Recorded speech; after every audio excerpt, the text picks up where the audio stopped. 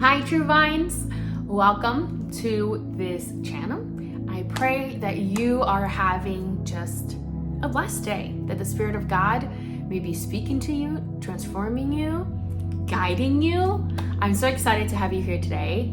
Go grab a coffee, go grab a water, go grab a tea. Meantime, excuse me, I need to drink some water. Cheers. Anyways, I hope that you did that. Today we need to have a conversation, girlfriend. Friend to friend, we need to talk. We need to talk because I don't think I'm the only one that deals with this. And sometimes it can be hard. It can be lonely. So let's talk, okay? All right.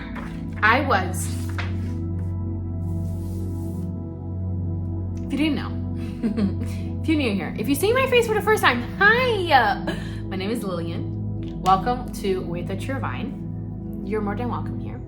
Here's a place where friends and friends come together to talk about Jesus because we love him. We love him. And to help each other, be sharpened by each other, to talk about his word, to read his word, and to pray together so that the Spirit of God can move, so that the Spirit of God can transform us, that we can abide in him. Because, girl, let me tell you, God is pruning, and he's pruning so that his people can be completely solid rock in him, which is the foundation. He is our cornerstone. So this is a place for you. Welcome. Thank you for joining me. Don't forget to like, subscribe, and do all the things that you're supposed to do when these things go up. So thank you.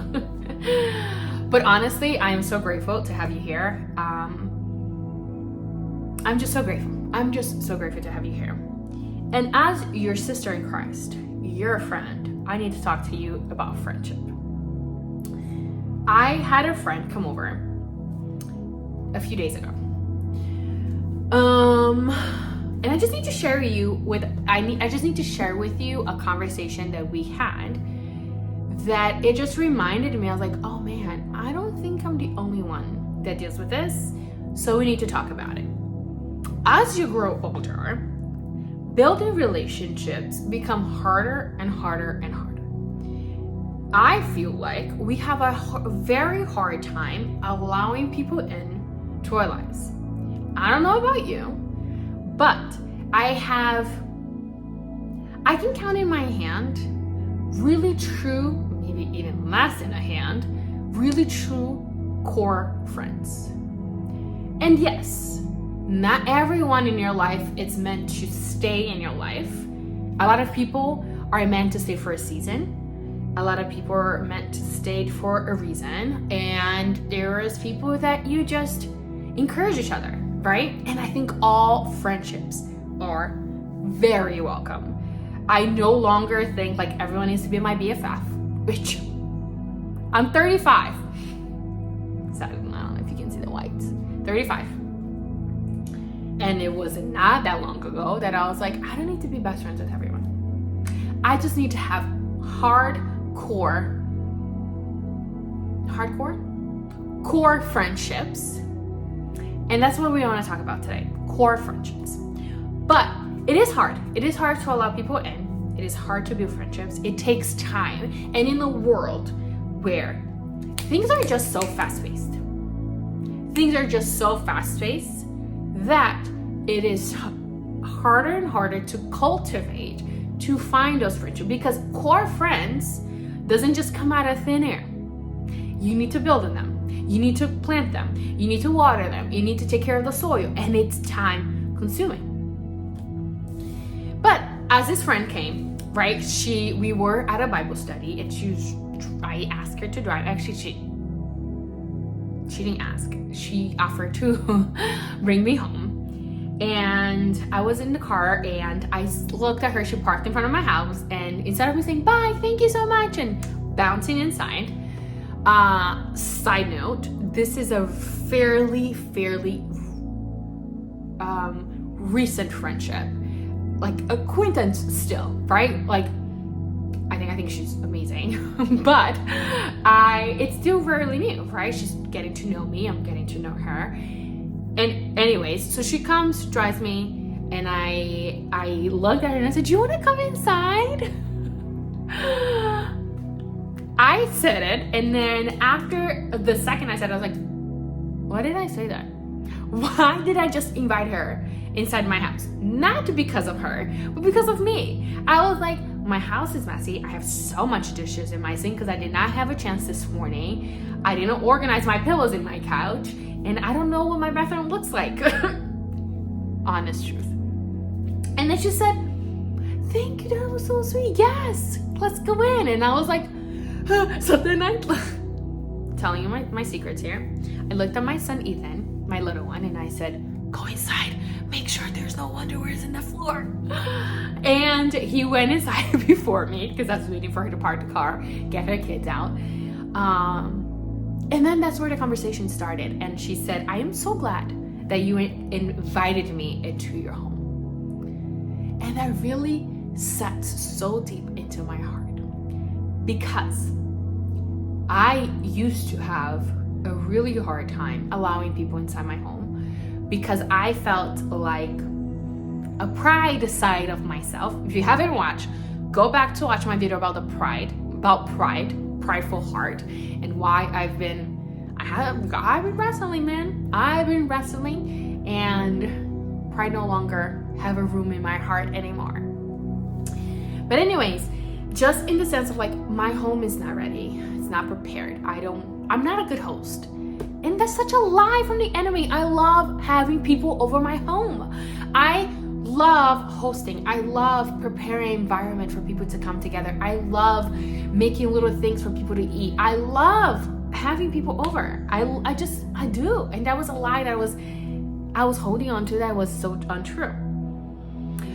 But before that realization of this conversation I had with this friend, I was like, man, I really didn't allow people to come in. I always felt like, let me go to your house.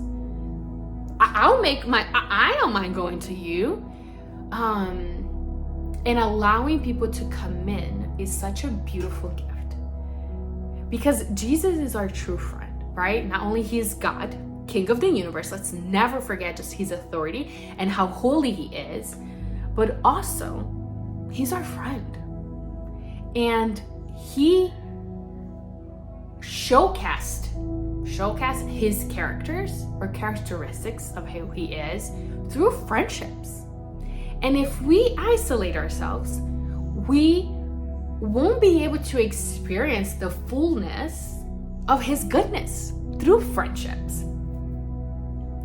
And I used to just like, I'll come to you, or I'll come to you. And having this conversation with her, she said to me, she's like, it's really nice to have friendship, one that is easy, or that just you inviting me in to your lived life. Yeah, you have dishes in your sink, and she noticed them. But she said, you are not afraid of inviting me into your lived house. How many times we trying to make our life look Pinterest, Instagram perfect, and we don't let people come in to help sharpen each other because our house is not pretty and it's messy. How many times? But I can't tell you the story without telling you how maybe a year or so ago, I had a really honest conversation with God in prayer. I said, God, my Father, I want friendships. I want godly, on fire for you friendships, who's gonna speak truth over myself, that's gonna speak truth over me, who we're gonna pray together, we're gonna do devotions together, we're gonna read the Bible. Every time we talk, it's about God. Not only, but like he is in it. He's in everything. Yes. Talk about him all the time. And I had this prayer, and when I tell you how God orchestrated for me to meet these sweet friends that completely, when I tell you, it changed so much of who I was, my beliefs, my relationship with God, because of this prayer and then meeting these friends. This friend of mine who's so dear, I love her so dearly, and unfortunately she's in New Jersey and I'm here, was that she helped sharpen me, but also allowed me and showed me how it is okay to build new friendships and be messy while doing it. In a messy, not like in a condescending or just hurtful way. I think just messy in the sense of like, yeah, my house is not gonna be clean 100% of the time. I am a very organized person, but sometimes I need you to just show up. I don't want to make plans all the time for us to meet. Just ring my doorbell. Come inside. Welcome to my life. Welcome to my crib. And we miss the essence of friendship that are valued in living your life together. That we just, well, when things are ready, when my house is ready, when I have enough meal in my table, when I'm financially stable, when I'm not so busy, when, that's when I'm gonna invite this person. And we're not meant to live that way. We're meant to do in community with friends. And you would only be able to be sharpened by these friendships if we're allowing them to come in, but also if they're allowing you to go in. So I have a few Bible verses that I have saved that it talks about friendships, and I think especially godly friendships would be Proverbs 27. No, actually, I don't know if it's Proverbs 27 because when I read Proverbs 27, it didn't make no sense. Let's go first to Ecclesiastes 4:9 to 12. Two are better than one, because they have good reward for their effort. For if either falls, his companion can lift him up. But pity one who falls without another one who to lift him up. Also, if two lie down together, they can keep warm. But if one person alone to keep warm, if someone overpowers one person, two can resist him. A cord of 3 strands is not easily broken. That's the power of doing life together. I don't know what that looks like in your day-to-day life. I'm still figuring out what it looks like for me now. I'm trying to allow the Spirit to just move and get to know people. And my prayer that I'm praying for me and I pray over you is that God allows, or that God just opens the way for you to build community wherever you are, but also that you just find that really core friends. And I don't think it needs to just be one. I think you need to have a group of little girl or little woman that is God-fearing, God-loving, that is going to help sharpen you, that it's going to lift you, that you're going to just thrive and search more, that will help you search more of Jesus through the friendships. And that's my prayer. My prayer is that I can find God-fearing, God-loving friends who love Christ, who wants to serve him.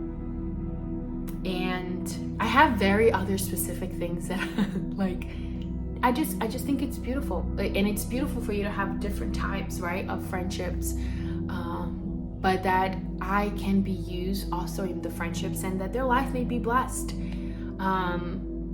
because we are friends.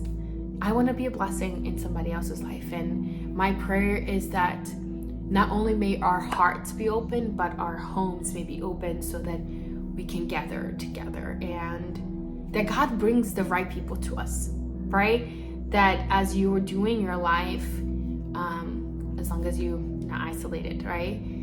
That those right people come into your life to bless you, and you can bless them. I have other Bible verses that I want to share. but I will just leave them in the description notes. And my challenge to me, and I challenge you today, is to let people in. Let godly people in your life and be transformed by the goodness of Christ through your friendships. And invite your friends for coffee. Go to a Bible study together. Join a group in your church community. Join a small group, or and even if you're not connected to a church, find a church. Find a church. It is important for us to do life together. And invite your friends in, even when things doesn't look Pinterest, Instagram perfect. I love you. I am praying for you. And comment down below. What are you looking for in friendships, in your life, in your community? I absolutely am grateful for this community, for this time that we get to come together. And yeah, don't forget to like, subscribe, do all the things, share this video. Let's build strong communities together. Let's go. God bless. I love you, and I'll see you guys on the next one.